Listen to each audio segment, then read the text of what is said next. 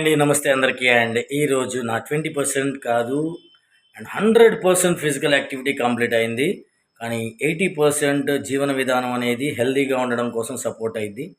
And ఈరోజు నేను ఒక చిన్న మాట చెప్పదలుచుకుంటున్నాను. ఏంటంటే మనం ఏదైనా పనిలో సక్సెస్ అవ్వలేదు, లేకపోతే మనం ఒక దానిలో ఫెయిల్ అయ్యాము అంటే ప్రతిసారి కూడా మనం మన సొంత నిర్ణయాలను నిందించుకోవడం కంటే మన ఫెయిల్యూర్‌కి వేరే ఏదో ఎక్స్‌టర్నల్‌గా అంటే బాహ్యంగా కారణాలున్నాయి.